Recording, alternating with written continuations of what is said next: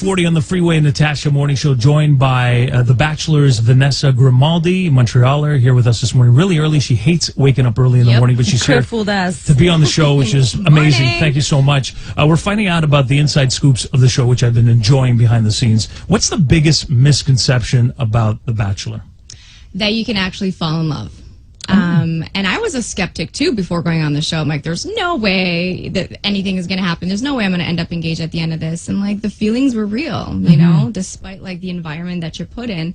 It's real, authentic feelings. And I think that's the biggest misconception. I think a lot of people across North America felt the same way. I think Nick had said that the minute he saw you coming out of the limo, he knew it was going to be. Well, I remember walking out of the limo too. I'm like, I'm in trouble. Like I felt there was like the spark between us, and I'm like, oh, this is going to be tough if I have to if I have feelings for him so early on, which I did because I was the second person to get a one-on-one date with him, and that date was just like, oh.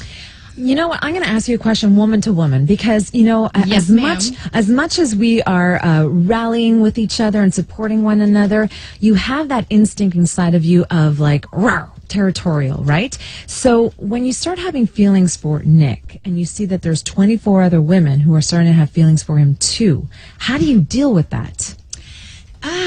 It's a strange world unless you're in it. Like the women that were on the show, like 29 of us could really understand what we went through. It's hard to explain it.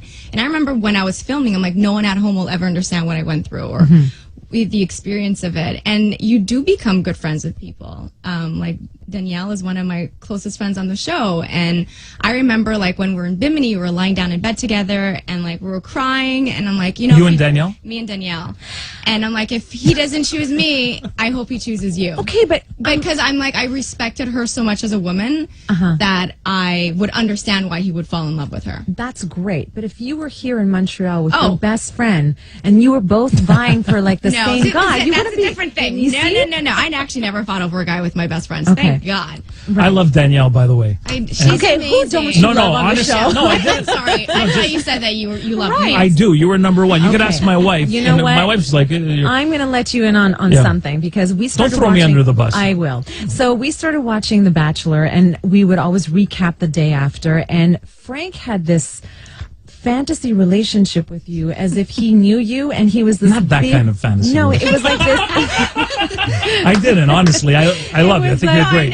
It was like this protective big brother, and he always had these comments because he felt like he really had a relationship with you, and I was always telling him at the end of the day. I talked to the TV screen, but it would never talk back to me. Well, I think like most people do, and I meet them in the street, they're like giving me relationship advice, which I find like super sweet, and they actually think that they know me, you know? Right. And like now it's funny whenever like someone approaches me, I'm like, do I know them or do they know me because of the show? Of course. And I'm like, oh, but everyone's been really supportive. Here's the thing, Vanessa. As a viewer of the show, because of my wife, I had seen because Nick. Of your wife. He keeps like slipping that in. I know I had to mention that. I had seen Nick on previous seasons. So coming into your season, so you probably knew him better than I did going into it. So I was concerned. He thought he knew him. Yeah. I was concerned. You know what I mean? And I'm sure, I don't know if other people told you the same thing.